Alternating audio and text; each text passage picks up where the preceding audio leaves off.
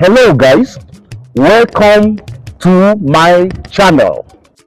Today I want to leave the technicalities of phone camera operations a bit and delve into an aspect that I consider most fundamental, very important, that is getting your stories, fundamentals of storytelling. Every content that you create, be it a still picture, a music video, a drama, a skit, is a story. But the point is, as far as you are concerned, what kind of stories do you want to tell? How do you want people to see you and to see your nation? For instance, we have this issue in the Nigerian storytelling pattern of always bringing up the negatives concerning our system. The police is always corrupt, is always engaged in nefarious activities. The politician is a thief, nothing works in Nigeria. And all of these have a bandwagon effect. We are ritualists, that's what we say of each other. But my dears, it is your future that we're talking about here. As content creators, you could form the basis of how people think. You could be prophetic. You could tell the world how you want your country to be seen.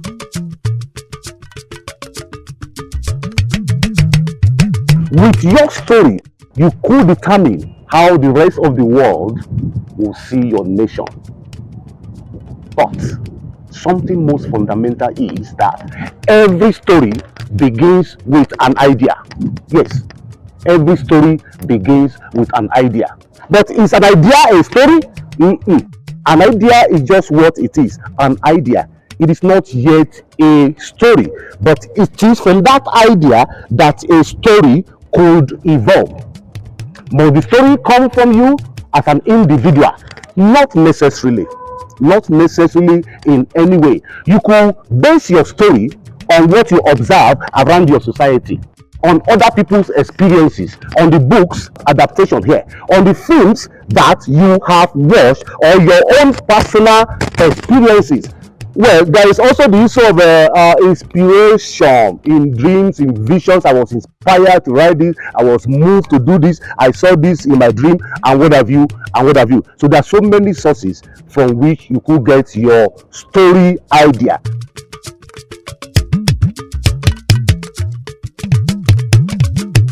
Now you have your story idea.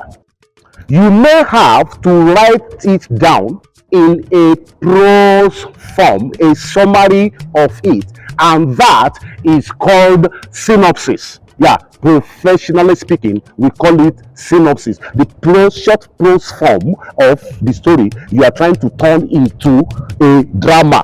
In this case, we are talking about having a drama script. Mind you, it is not all stories that are written before they are filmed. You understand what I'm saying? Some people don't write stories at all, but they tell stories. What is most important is you telling the story visually, with pictures, with sound, with effect, and what have you, and what have you. Now you have an idea. That is where you start from.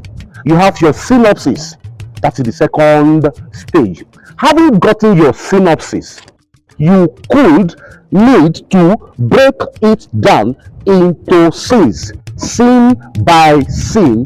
What you are doing in this case is that you are giving the story a treatment script. The treatment script is just like, how do I put it, a summary of each movement, of each scene of the story you want to tell, in the order in which they follow each other. It will include action, setting, and every other thing apart from dialogue. What is dialogue? Dialogue is an exchange, a conversation between two or more people, me to you, you to me, and so on and so forth. So your treatment does not have a dialogue.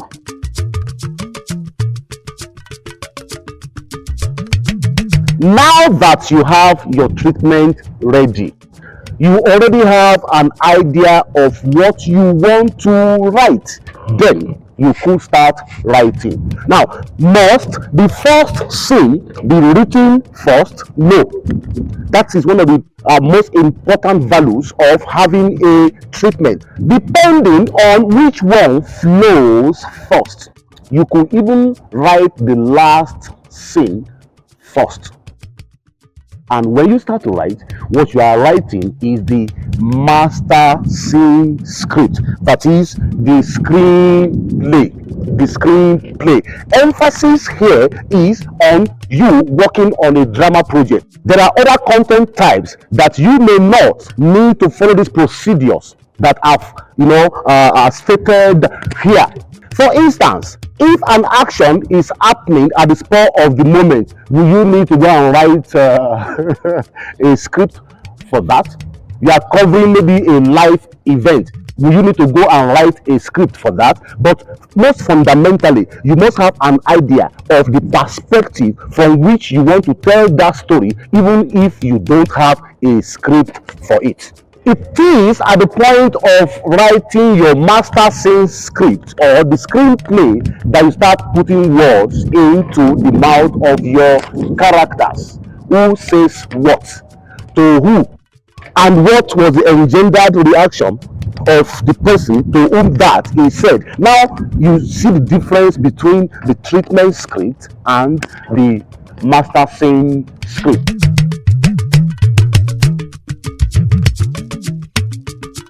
Anyway, I want you to know that this process of writing is never absolute or final. It is possible that you subject what you have written to reviews by other people, and that may necessitate a rewrite. So let people look at what you have written down, let them contribute, let them form opinion, so long as that will make your work better.